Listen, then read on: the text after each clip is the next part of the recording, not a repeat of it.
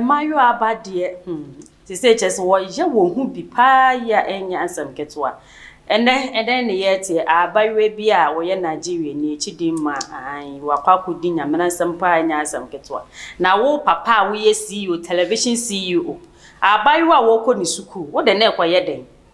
edem ho den pa na wo de na ekwa akwaje na abayo no so wotie ne nsem kamu a na chese ade e course wo ho no no mumienu nyina wo ma ye mu hu bi na chese wo bebo adwuma no abayo no hwezi de wa ye wanonom no wa hyehye na enye ono nko a wo ne CEO ni nyina wanonom ahyehye na afi akwaye se wa ye mere enti ne se CEO ye se ne ponkomirika no wo de ni betu no wo se de bi eno de ma brenti nkama menda ena kofa sansem we nyina de ba na mibisa CEO no wo ne yere ana abofra ketwa wo ko school wo man ntimi hu na brabo ani so ende de akofa abani na memamo akwaba edeba attention TV so asemi eyare ho ya asefimpa ye de kire se abayiwa ketwa sesi na brabo eba beto nsuo mu saade eya na meniminu abema Frank ewa ha de na jese maame da akwa ye betete ne sere eni abasa ne de abesom osini ada ye no nemom bemodin se obe subscribe like na share no obi nya de etwego attention TV so no ebi enhwe ya kwa nsam no so de ana meto amabra Frankie ayo asema aba beto jeidie mu ode peyi emu yerem Ghana no ma jeze wotumi se nka opabeni bi pa na jeze nka wotumi afiri mu no esan se wotumi se ye ka CEO a jeze opabeni a oda TV na no entina se enka ebedu Ghana enka bia ebefa ne se bia 77 producer nyame kura mpangu obi ti se ye wapa despite anaze kwaku watin ne betumi na toto papa ye wo we na ensam no kire wotumi se we and side chick side chick say empenifo na say oma mokasa mutumi ka say wonya fu a no wanya backyard garden enti ba me say eno na muso ama papa na tumi ahwere ne nkwa ya wotumi say ade ya awra wosem papa pa enya asem ketwa na ade ya me ya wo ni say abayo no menim ade konko a struggle nko a anazo ha nko onfa mu a enam so ema wo betumi achuki obema say zanze ne nsem che wo so that is I didn't know the one hanum second the kon just what you say na ni abre aye ni bresem enti se won ne prepare so se won ne ye de na che say what you say baby adu je say wo say ase na ye self defense na emom atumi amana atumi afrim ya de a che say what you say aye Nigeria fo nyina bom chichi a je so mo dwen o nti ase abayo ni kiremu a wo pre sekan ne ho pa de kire se wo no abayo na nkasa ne kasa mu na se sekan ne krampo etwa ne nsem a sekan ne kure buye ti se timi ebusa da na ye se otimi se de course wo dan ho no na ye ni bresem na ye ni bresem pa ye ni bresem because abayo kama say oh no ofe na asem pa ko so a wo kan ya eye me wanwa ama ma adwen asem no ho an se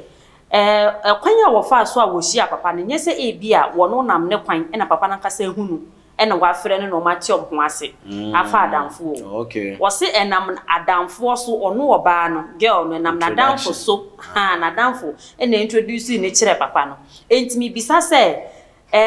emredudu a o matena so ye se bosume nan ekɔ bosume numu nie so weni na enyi nipa no ho a ono girl ne na enyi papa no ade nti na ono na ntwa so ano ne asem no ye betumi akase nka o betumi atwa so but wonim se enema aba no bebere na yesikasem emom so no anso ye student wo hwa university okoyi otumi se sika no mu yedu nti no na wo pe bibia so bi so ai bibi nti no se wo gya ne se wonko sa akwade ne wo so wo gye no se emema no otumi se eno nti na ma boys bere no boys nkwala aba ya fe ya struggle pe kakre okonya bi na oni kapre da butuma na bo say yes emprano twen yo mu difference enti no se obenya opabeni zanza openi bi se a otumi se papa no twa ne fie ko nanim kakra zanza otumi se na bodwa afita anje se wanyi a enko wo so otumi tena se kura otumi ti abayo tunefo anso so no site kadwuma be denti no se no wo se esikasem no it's not just one twa so no de na akonto no ntumi ntwa so sa na se emema no mate se se papa mpanimfo no omo fa young girls ne sa na wode wo moja ne ehuhuru wo no mo mpanimfo ni mbojam se na be ya all the time no be ye young se ne wo so me fresh sao ade o se da me nya kwakora wo nya kwakora but wo ye be Frankie, when you are as war Bema, where Bema, it's about one mamma. Sawati as na I am penny for Cassa Quentia Musu, a bini asemia bay, say, oh, papa penny, a be a woba 1 year of honomo. Now, over fetch it up for bay, say, oh, room with jemu, and I say, oh, the keep you who young. I am baby no more say, and ma I would jam mamma. Inti se be manya 60 years okura na nkogoro ne ho wan hwe yi okogoro ne ho a obetimi aya wonye do apa ma wan hwe akoya apache aha afide be weche no akoya apache jako bisi na afide wo twu nan from you but asem we no ase ye kan ye kan nyina no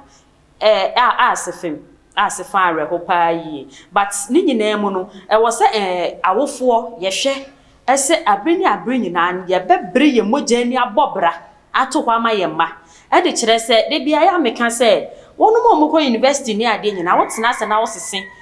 wo awofotimi show mo university na ye wonu ma o ma awofo no wa adwuma papa biye o man kasa ti mu fie e na wo hwe nipadua na kasa so a obi nka nkire wo se ohu ne ho so hwe e na watimi ahwe ne ba so waje so tumi hu ne ho so hwe nti tumi hwe ne ba na mom se wankoye obatan a e bia make say wo ha dan eti wo ha dan no bosume beso wadwuma wo yenso nheda nkwa anim bosume beso mo abetua rent no etimi ahwa oba university make say wo ba no so nye ono kwa ne wo ba wo nketo agu akire omuso ko school ubetimi etua mo etua university dia na afi kwa ba na sa abayo ana sa wo ba na wawo no no nso no na ni school hu make say ni grades you good or reason ni grades ye no obi ane de anyampo watimi akọ no no so wo enisuade hu no wo daache no obeti na fie na asefem ti na wo say he or she is compared to obeko school ni de enso no kwan ye wo befa so wo beko no wono ho ananim kwan bia no e wo so otimi fa so ebi ni sa asemi every say wotie de abayo na kana school fees na nye school fees ketwa because ye bisa ni ske bia won account mu say sika no o de ye den o presika dodo sa de aye den was what the tuan fees. Tina just say na awofo na ehwe no. Na che se wotumi se abayo ano na okita adwen kese pa. Wa bo ni timupo. Abo se o se otumi eyeye. Na afi ompo obi school kran che se scan go betimi bia business. Twibi kran so fe papa no. So sha. Na je se asem na wo kan yampa na bi so ho ana yentumi nkasa awofo ne nko a enkwala nso kan. Eto da bi so ana influence. Sene woka say na damfo bi na introduce me ma ya ba papa no also who say ebia na ebi also influence what you say wo say sika no sika sem there what you Africa there ka say you must sem this sika sem no ba be ko school no there long story into me nka won sem kran wi ne is as aketua ne won sem compared to abrofo ne there what you say mun sem ne rem but in kwala na so na wo sem tu tu omfo is as we all say ane ma me ni bi wa bretiti ni mo remu sa na so be school na wo say vices ni nyama na suban bia ko for free school no ya na ensem fata na so no still say na wo kan na wo fo na wo so mutumi bo modern na free no juma na mutumi di esan so mo na wo de wa ba wiase mo me enkonkwo hwe video no na afei ensem abayo na nkasa ye bisa na wo kan ye ntie bi ne ye nto aso so when I get to the door it will draw me back and that was what happened. Okay, based on the police report now, they said you allegedly stabbed him on 3 separate occasions. So what prompted you to do so? And 3 times. 3 times, yes. What prompted you to do so? The first one was both. The first one was twice. The instance. The first one on the neck side. That was the first one. And then when I stabbed him the first one twice, I threw the knife on the bed. Then he was going for it while I went for it. So while I laid on the bed, that's when it came on me to hold the knife, and that's when I managed to stab him with the knife. And then when he dragged the knife from me, he managed to slice my hand, and then as he was holding it, the knife broke, so it slipped off from his hand. I still managed to hold to it, but then it was now weak, and then he fell on the floor. Okay, so why didn't you like? What was it about the first time that you didn't like? What did he do to you, or what happened? I was trying to I was trying to sleep. It was midnight, so we have drank and we have smoked, so I was already like sleepy. And then I was already sleepy, and then when it came onto me I was resisting. That was what happened. It was violent about it. Okay, what kind of smoke? You mentioned smoke 2 times. What did you guys smoke? It was SK loud. That was it. SK and loud. Now, so how were you now arrested? Can you narrate that incident? Because you know for a while they've been looking for you. How were you arrested? They came to my house, and that's how I was captured. Okay, do you live with your parents? Yeah. Where? No, like Meiji Yaba. Okay, how long have you known this guy and how did you meet him? I've known him for 4 months, 5 months. I met him through friend. A friend introduced him to you? Yeah. Okay, so how regular do you people see? Not too regular.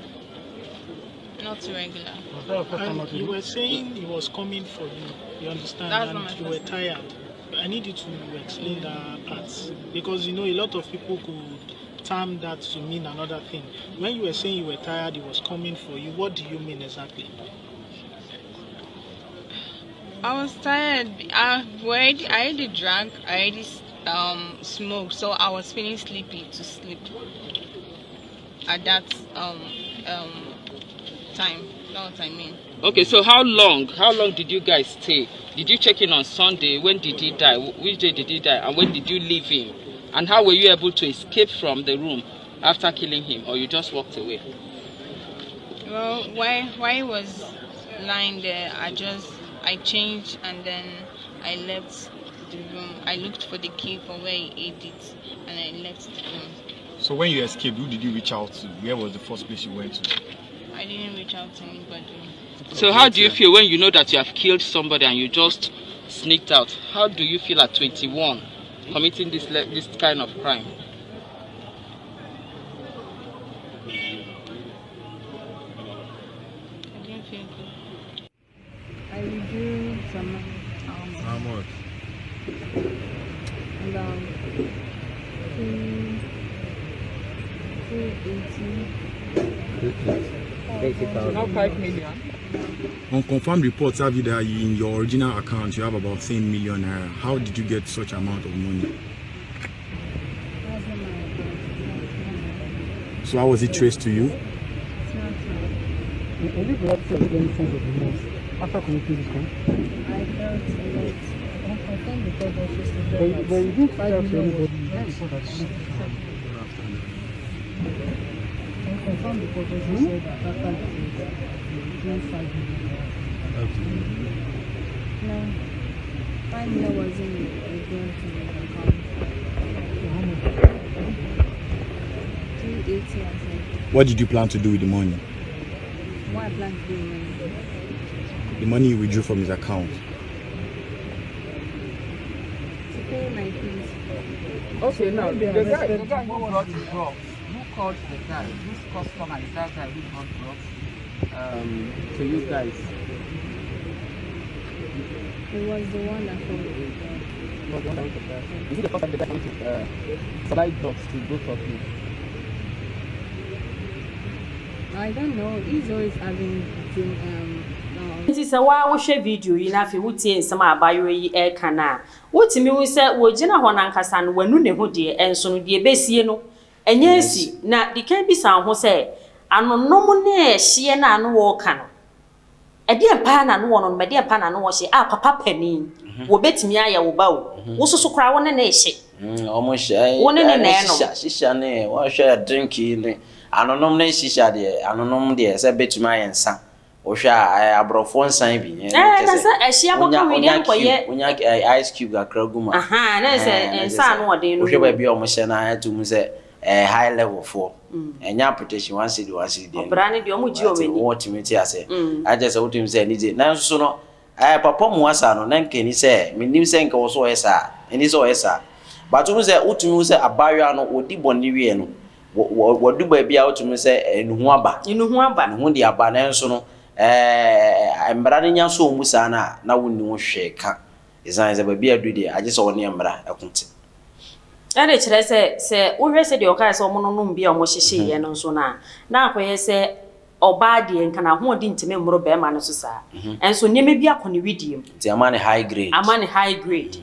so near maybe I can read him some man high grade and a papa so no who or ba ain't no na who didn't wo kra na and I won nim sa yeah said ya wota na at the head so and it said na who didn't I wo kra na akono bia woni mu ne oba no wote ne nchen ne ntino na adwen hyeda nkoso enwen sei bia abayewa no adwen bone paasa e na afen so be ne sei bi wo ye be ma oba no anase wo ya abayewa sa wontimi nye no bibisa so wahu enti na afide eno na akonam so amande yi no watimi ama papai ne nkwa ahwere ne yaya ye enti se nka wo pani wotena afie na wutuufo anase wudi wulemu a na se we nka we baby odi nka wonya aberwa kakra because nya aberwa kra wonya obi a okone ni wakra we no esa asem we na nye papa we ni first person wafa young girls either. Oh, na say men kan kwa chire ministers CEOs ni bi wo ho nye TV me grade minister no nya me say na say kra akọ de be to dwa wotum say ase won twa 360 ai pajamas no na o hwa akwakora wo ti say gina ho na abayo a kire wo say tete wo say wo ba betumi a won enya tete say wodo bra wodo ben we ajimie wo nya wodo ayi wodo eja ko wa was wodo bobo me ba ko kan wodo bi o a wotum say etora bi so a na me to me nka say ebia efire ya awarefo na say won a eyere no mo dia izan say bebre na wotum so manyi wo mfima nka wo betumi atena mo yere mo pa ba minim sende I won e from say yere no mo treaty eyekunu no because most of the times people say sani o mai BBC a na yere ofio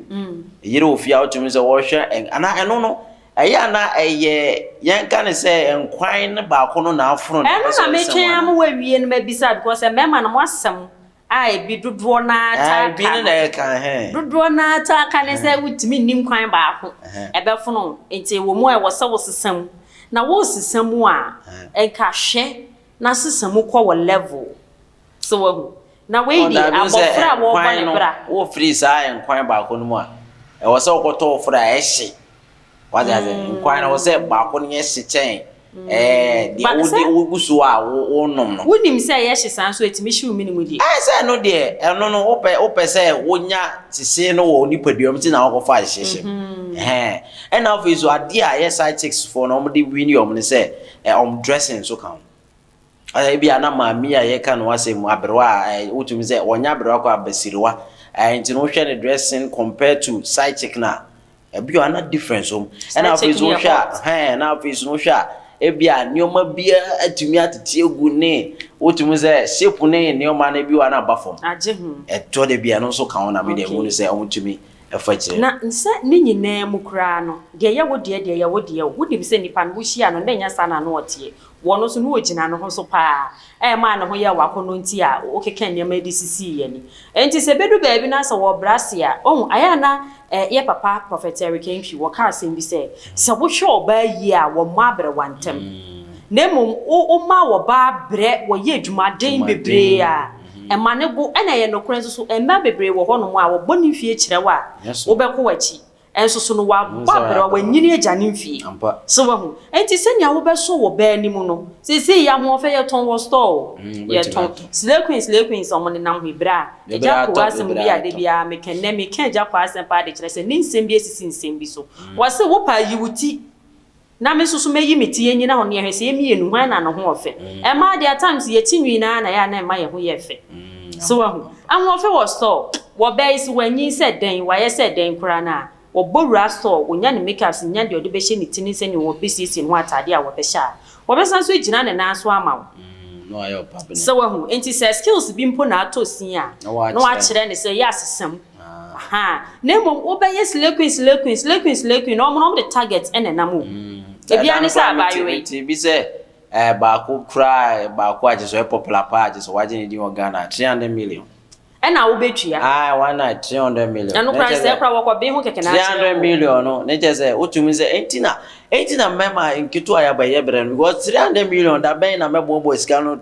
baako mienu miensa sa ko do 300 million. And obo say mpanyfo very young because on one every. Yes. E hono de mu say wa bo ho be ye. Oh, that be enya say mpre because enya mi o. Make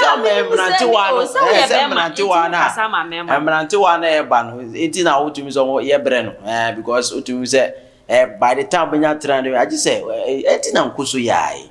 So we go sana. Now open permanent there. I just say I was all 300 year juma. Now only 300 million I didn't pay by. Enye ni nyina na ye nkusu. I say what you say that be or ba what you say 300 million who ni body who ni skin cry e bi ona etumi ma o me na sa ba yo aye kana asemi me hwe ne body yo na enimu dua ne keke no kra say we say one so a side chick and was say 300 million ni nyina na eta enim na wo hwe scale gu na account me ya hwe scale gu na account me ya na wo enye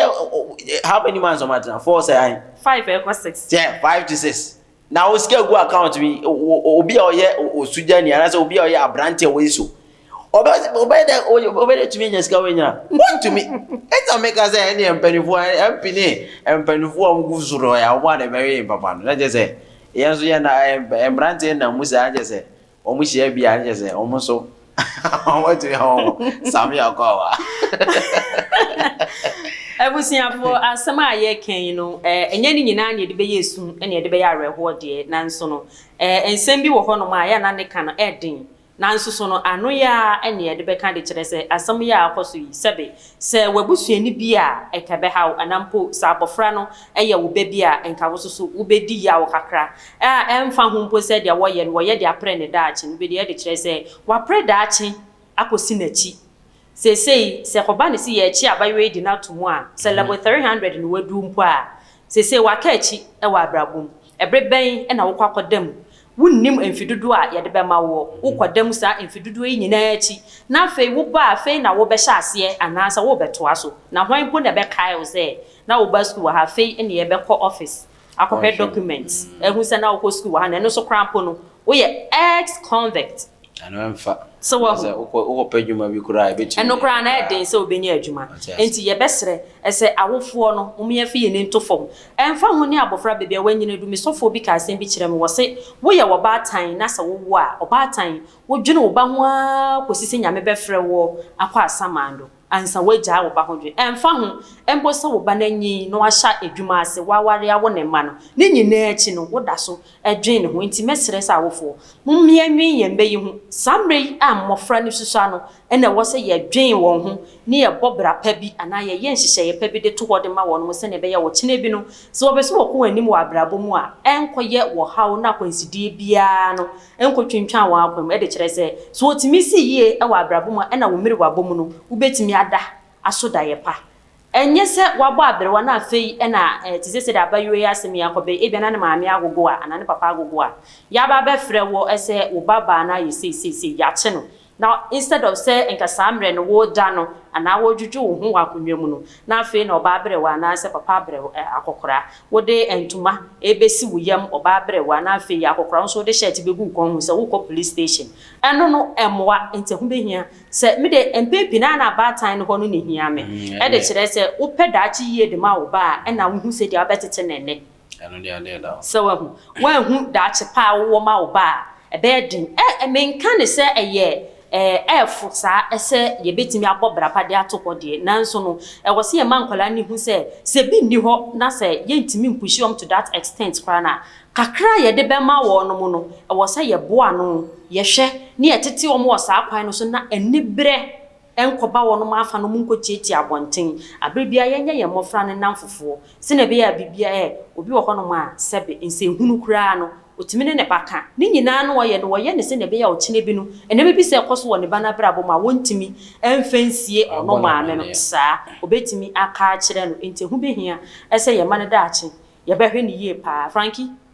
the be kan se wo hwa se ne wo kan last one am pesa me ton se ba Africa se akwala ene parents omontem no etoro bia na ye tan time pass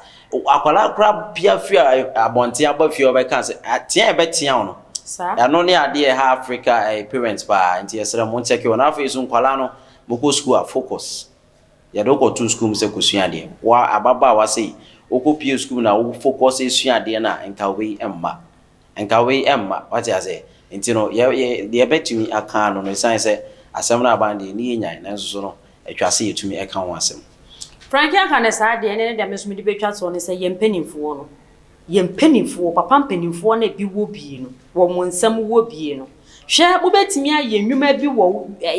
kromu ha Africa mpanimfo asa edi yenya dodo Africa mpanimfo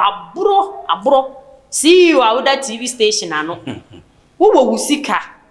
enti enka ebia TV station ne kuranka bi ebi ka ho na nka fa adwumayefo de bi ka ho ene we oye student say ubetimi afa no wara ne shift semester yi wo ba fia wo be ye busumi miensa wo de tena fia nsa wasan so akọ school obetimi de twa no ho de abaye adwuma kakra 3 months no san so ko na afofra san so aba eno no enkanse hwe busumi so awa pe kakra de ama no de kire se wonim se nia university ko etie wetimi abaye CEO na je se wo so wafa hoda wonim se de etie ye benifo e wo Africa ha sa de we eya doso dodo mo wo sika na mo fanye bibia so be ba mfaso ama mbabunu na mo nya sa mo de research me je den hu oba besiriwa wo ye pani a nsem wo bia wo de ate wo mu se mema ne bi nso wo sugar mommies die enso no mo de nanti atesesa na je se mema ne de mo pre dodo yam fancy ha mo pre bra mo pre me kasa me ka ade sem bebre baba nti yesra mo yam panimfo no Africa yam panimfo no titiri ministers ene ono mo wo nnwuma kese kese mo atititi nnwuma kese no asika no gu o mo nsam no yesra mo slay queen na adosu bi o hɔ no mo kra wo ba size one kra hu ana de go bi kra bi school no go pay nnwuma kra ya e best ade ye de wachi aka fom eno no kra de me wo ho asam kra aka daachi eno nti fancy ya ne ye de wachi aka fom pani pa wonim se de wo ye ne nyen susu wo beye enti yesra mo mo brain ne me bi ase a abayo an wo tete ne hunu wode ne nam ho sa gumfra memwa na obi amfre na wo betwa so no wo besu nyansa wo de frɛ ne na tu ne fokora kakra wo betwa so no akɔpa adwuma bi aye ne free time wo fi university abafie kakra ne sɛ bosome kora na won konkɔpa adwuma bi nye no won fa nye de ode beye kɔpim sɛ obi wi school no so ne so etimi aba mfa so ɛde ama ɔman ɛna yɛde mu ebesie mu nua ba ma me da ko amene Frank Asante yɛda mu ase ɛma mumu ɛna hwɛ